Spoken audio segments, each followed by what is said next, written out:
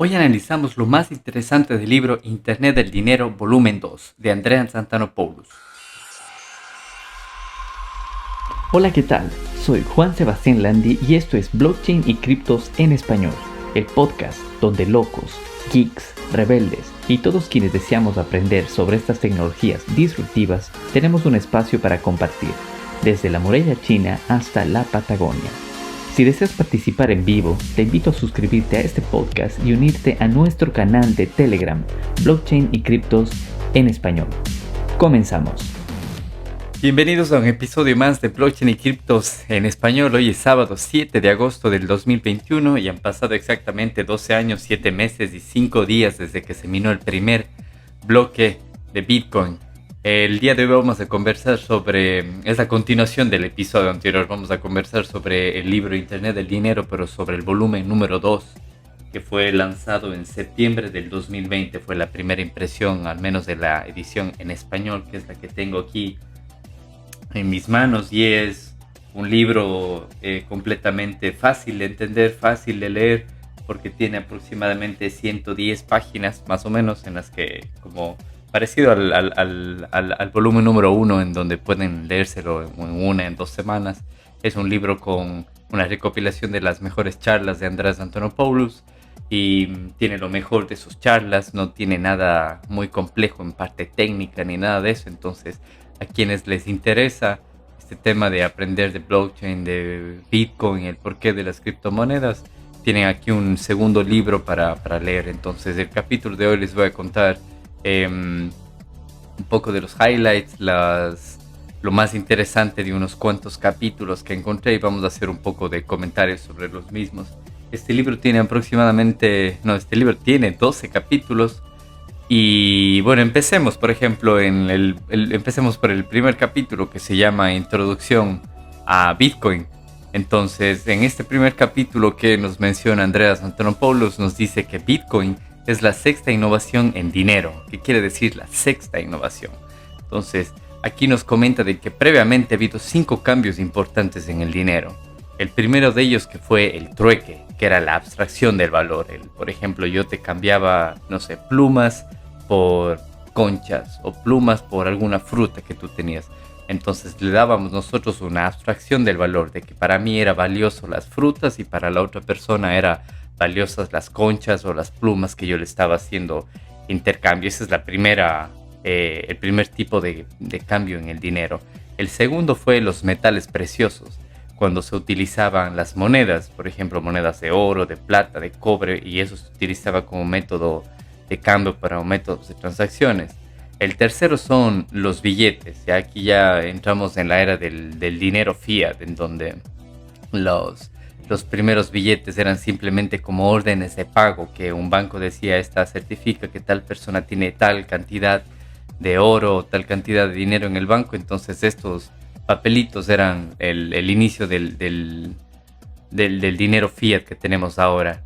De ahí la quinta evolución es el dinero plástico.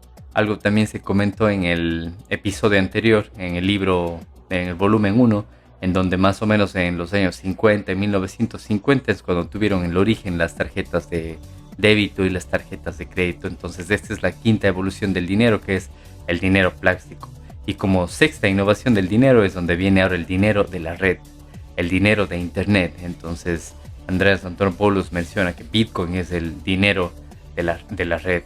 También este libro tiene, como dentro de los capítulos, tiene subcapítulos. Entonces uno de los subcapítulos también que tiene en este primer capítulo, que es Introducción a Bitcoin, se llama Bancarizando a los no bancarizados, desbancarizando a todos.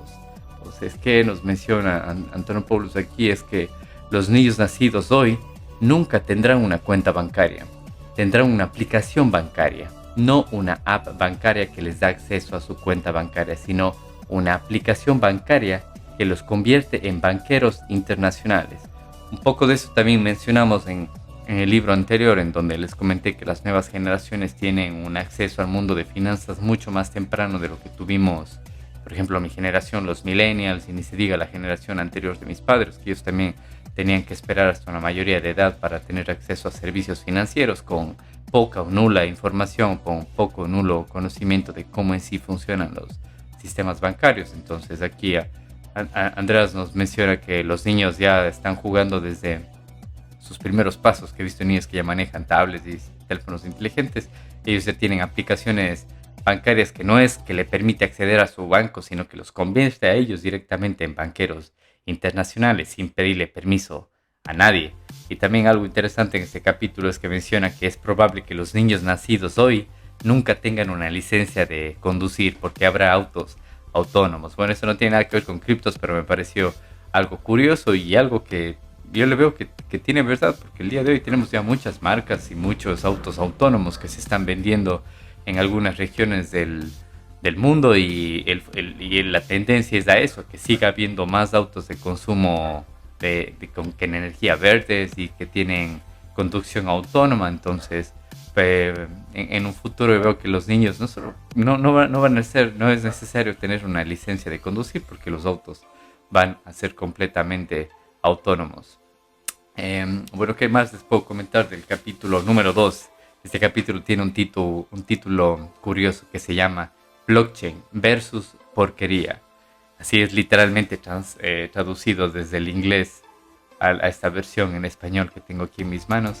Y uno de los subcapítulos se llama Concientización de la seguridad y criptografía aplicada. Entonces, este párrafo que les voy a leer me pareció muy importante. Dice, estamos viendo el mayor despliegue civil de criptografía de clave pública de la historia, porque resulta que las personas solo protegen las claves cuando esas claves están vinculadas a un valor. Nada les enseña sobre seguridad más rápido que tener su Bitcoin en un ordenador con Windows. Entonces, bueno, aquí también hace un poco de burla a la seguridad de este sistema operativo, pero lo importante de este párrafo es que dice que como nunca ha habido un despliegue de civil, o sea, en la gente, no tanto a nivel militar ni de gobierno, sino en la población civil, de criptografía de clave pública, que es la que utiliza Bitcoin, porque como les hemos comentado en algunos capítulos, Bitcoin se basa tanto en la clave pública, que es la que se da a cualquier persona como su dirección para que le envíen Bitcoins, y la clave privada, que es su clave única para poder acceder a los Bitcoins. Entonces, desde el 2009 que está Bitcoin disponible para todo el mundo, se ha visto un despliegue de criptografía de clave pública en la historia, único que no se había visto en ninguna otra época de la humanidad. Otro subcapítulo interesante es blockchain no es la tecnología detrás de Bitcoin. ¿Qué quiere decir aquí? Porque mucha gente ha escuchado de la blockchain, saben que blockchain está detrás de Bitcoin, pero en sí no es solamente blockchain. Tecnologías detrás de Bitcoin está blockchain, es una de ellas. Está el proof of work o prueba de trabajo, es otra de ellas. Está la red P2P o la red de punto a punto de persona a persona. Y está la criptografía RSA-256, que es la que utiliza para generar las direcciones. Entonces, no es solamente blockchain lo que está detrás de Bitcoin, sino hay algunas tecnologías. El hito, lo más importante de Bitcoin es que Satoshi Nakamoto supo utilizar todas estas tecnologías juntas y generar el protocolo de Bitcoin. Eso es lo importante. ¿Qué más les puedo comentar de este capítulo número 2? Hay un subcapítulo que se llama La esencia de Bitcoin, revolucionar la confianza, que dice uno de los párrafos de este subcapítulo, menciona que la esencia de Bitcoin es la capacidad de operar de manera descentralizada, sin tener que confiar en nadie. Entonces, lo más importante del protocolo de Bitcoin, que no depende de un gobierno, no depende de una empresa privada, una empresa pública, sino es simplemente esa confianza que se genera a través de matemáticas, algoritmos y criptografía. Entonces no necesita confiar absolutamente en nadie.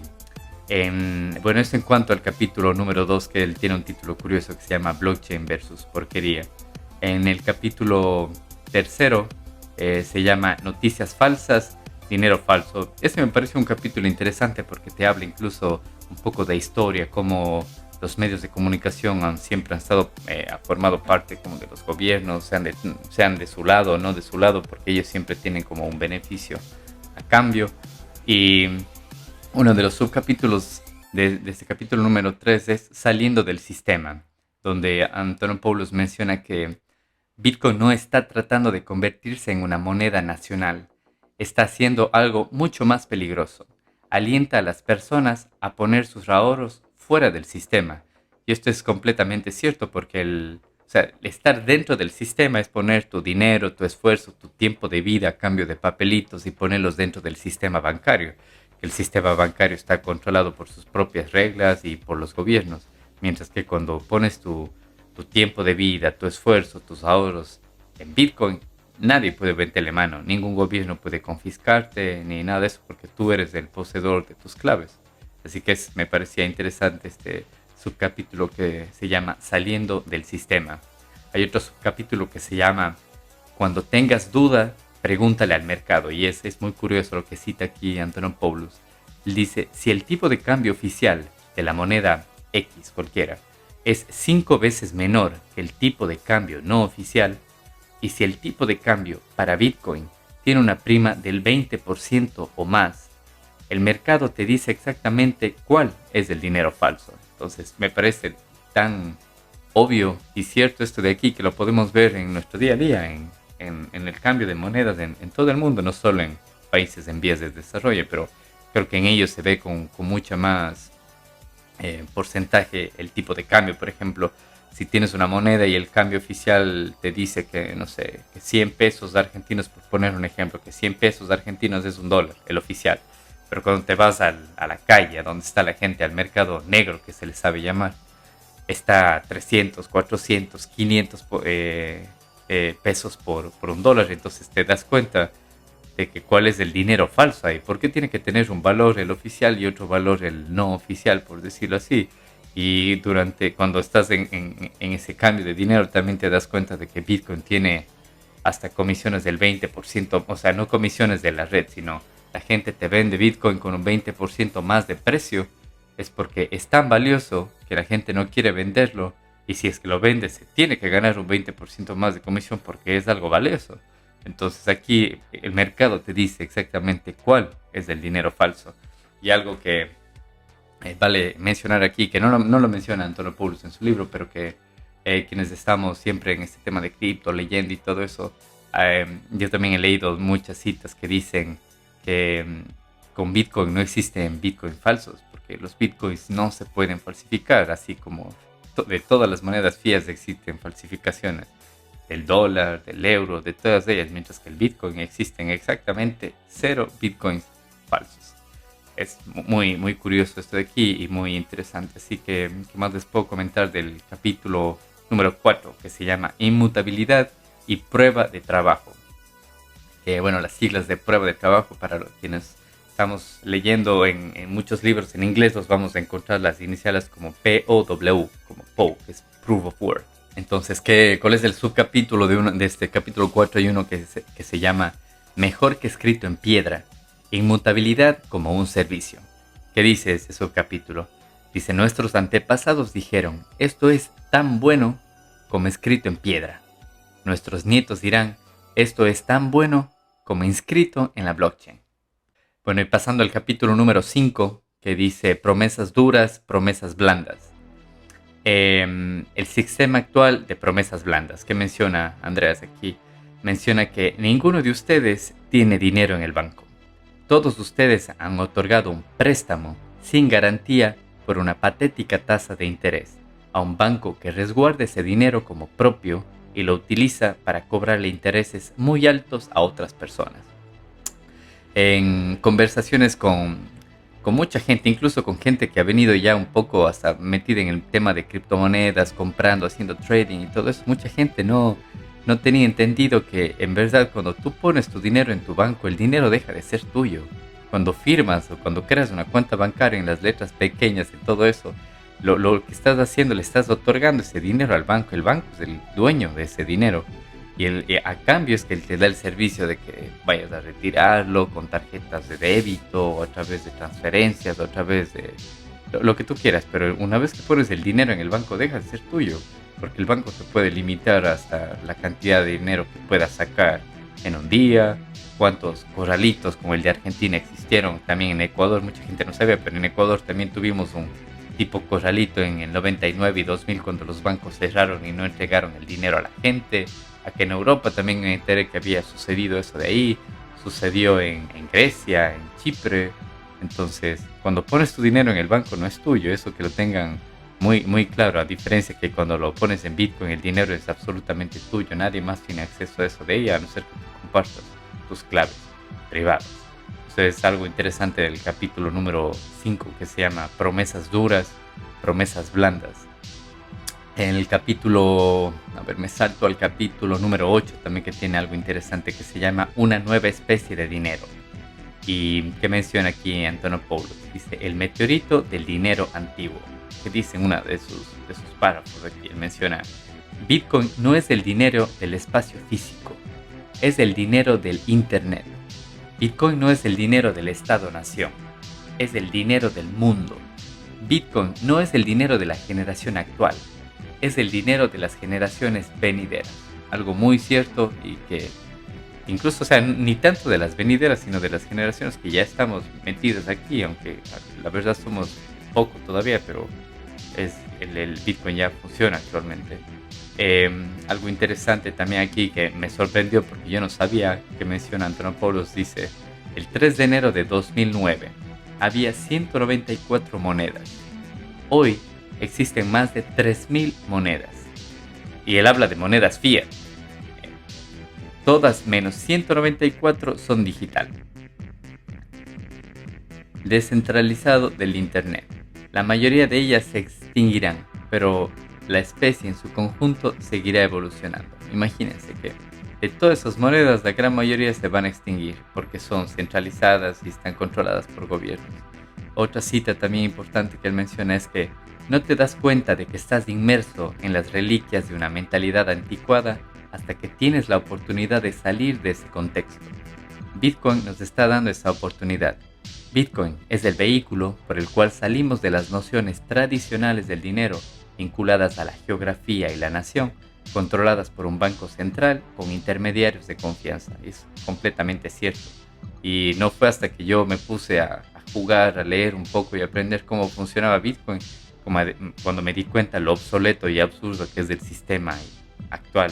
Es un sistema completamente anticuado, limitado a la geografía en donde estás, al Estado-nación que lo controla, al Banco Central que limite, y necesitas intermediarios en todo lado. O sea, si tengas dólares y yo quiero enviar mis dólares a Panamá, que es otro país dolarizado, necesariamente debe funcionar con intermediarios de confianza. Así incluso quiera enviar mis dólares de Ecuador a Estados Unidos, aunque se hable el mismo idioma, que como lo mencionamos en el capítulo anterior, que en sí el dinero es un lenguaje para comunicarnos, así yo envíe los mismos dólares de Ecuador a Estados Unidos, voy a necesitar de intermediarios, y esos intermediarios tendrán sus comisiones y yo tendré tiempos de espera, y el simple hecho de tener intermediarios significa que dependo de ellos para que la transacción sea realizada. Entonces, muy interesante lo que nos menciona Antonopoulos aquí. Y antes de continuar quería mencionarles de que no se olviden de seguirnos en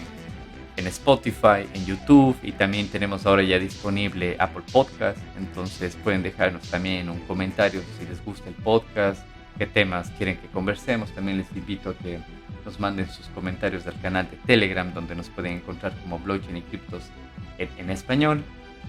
Cualquier duda que tenga, cualquier conversación, algo curioso que quieran compartir con nosotros, está ahí el canal de Telegram disponible para que lo hagan directamente ahí. Y bueno, para ir finalizando, uno de los últimos capítulos, que se llama Preguntas y Respuestas, Q&A, está puesto aquí en el libro en español. Algo curioso que mucha gente pregunta, muchísima gente pregunta, tanto en redes como en videos en YouTube, tanto familiares como amigos siempre me preguntan cómo es que se determina el precio de Bitcoin. Entonces Antonopoulos nos menciona aquí que se determina de la misma manera que se determina el poder de compra de las monedas fiat, como es el euro, el dólar, la libra esterlina, etcétera, a través de la fuerza del mercado, la fuerza de oferta y de demanda, con la diferencia de que el mercado de Bitcoin nunca cierra, porque como ustedes saben, Wall Street y todos esos mercados funcionan de lunes a viernes y durante fines de semana no funcionan. Entonces esa es la diferencia de las criptomonedas, que siempre están funcionando 24/7 los 365 días del año. Otra pregunta también que podemos encontrar en esta sección es: ¿en qué se diferencian las transacciones de Bitcoin con las de un banco.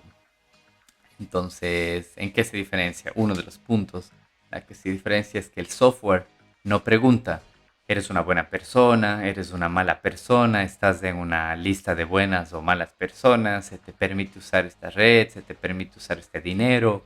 ¿Cuándo naciste? ¿Cuál es tu género? ¿Tu religión? ¿De qué país vienes? Nada de eso. Esa es la diferencia del sistema bancario actual, que para tener una cuenta en un banco tienes que pasar todito de estos filtros. Y alguien, si desgraciadamente nació en un país que está baneado, por decirlo así, del sistema financiero actual, no sé, como sea Siria, Irak y cualquiera de ellos, lastimosamente no puede formar parte del sistema financiero actual. ¿Qué más les puedo mencionar en este capítulo? Es que las transacciones de Bitcoin están basadas en matemáticas, criptografía y red, no en una decisión arbitraria de personas. Entonces, ahí es comparado a la diferencia entre transacciones de Bitcoin y las transacciones de los bancos. ¿Qué más tenemos? ¿Alguna otra pregunta aquí en esta sección? Es ¿cuánto debería invertir en Bitcoin? Entonces, algo que también lo he comentado yo es que debes invertir el dinero que estés dispuesto a perder. Que comenta Antonopoulos aquí es que un porcentaje de tu riqueza equivalente, que deberías invertir un porcentaje de tu riqueza equivalente a tu comprensión de cómo funciona Bitcoin y tu capacidad para absorber el riesgo que implica. Para muchas personas ese porcentaje es muy pequeño o nulo porque no se dan el trabajo de entender cómo funciona. Y esto es muy cierto. Hay mucha gente que cuando Bitcoin llegó a 64,000 estaban desesperados comprando como nunca sin siquiera haber entendido qué tipo de dinero es Bitcoin. Y cuando bajó, ¿cuánto es lo mínimo que ha bajado en este último market? Creo que bajó a 28,000 o 29,000 dólares y mucha gente que compró en los 60 vendió completamente a pérdida porque no tenía idea de lo que había comprado. Y miren, ahora ya está sobre los 41,000, 42,000 y la tendencia es de que a largo plazo siga subiendo, porque si ustedes ven las métricas desde el 2009 que salió Bitcoin, todos los años cuesta cada vez más y más y más y más, porque es un dinero único, un dinero programado, un dinero con muchas más ventajas de las que tiene el sistema fiat y que no se pueden imprimir así de la nada o solamente por una decisión de un grupo de personas puerta cerrada. Entonces es mucho más valioso los bitcoins que los papelitos que tenemos que se imprimen así de la nada.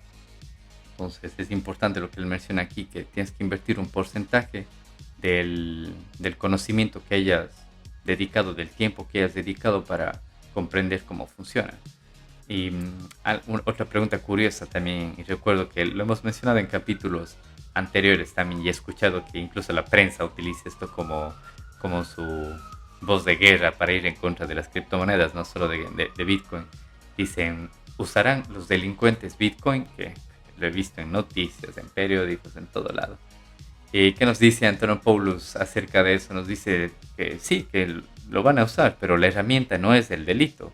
La herramienta nunca ha sido el crimen, la sociedad que prohíbe los martillos, porque pueden ser usados para herir, matar a alguien, van en el camino equivocado. Y es justamente lo que habíamos comentado en episodios anteriores, que si alguien roba un banco y utiliza un celular para comunicarse con sus cómplices, el celular no es el delincuente, es esa persona que le está dando el mal uso a los teléfonos celulares. Entonces, en este caso es igual.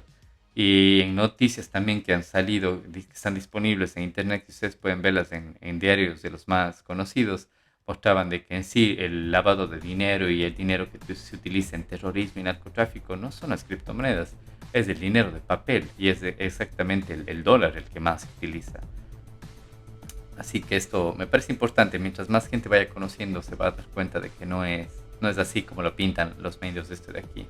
Que más nos comenta justo en este subcapítulo que dice usarán los delincuentes Bitcoin, nos menciona que necesitamos comenzar a pensar en la separación del dinero del Estado y entender que es tan importante como la separación de la iglesia del Estado. Eso también me parece algo remarcable y algo muy interesante, ya que la separación del dinero del Estado, de la iglesia del Estado, es algo que ayudó muchísimo a los gobiernos para ser más independientes y no estar dependiendo de la iglesia. Sino imagínense un gobierno en el que esté metida la iglesia ahí de una religión, entonces el resto de personas que son de otra religión y tienen que obligatoriamente votar no tienen representación ahí. Entonces Eso me parece importante y para la gente que le interesa un poco de historia pueden leer de la separación del dinero del Estado. Esto también pasó en la Revolución Francesa, entonces es uno de los hitos de la Revolución Francesa. Me parece muy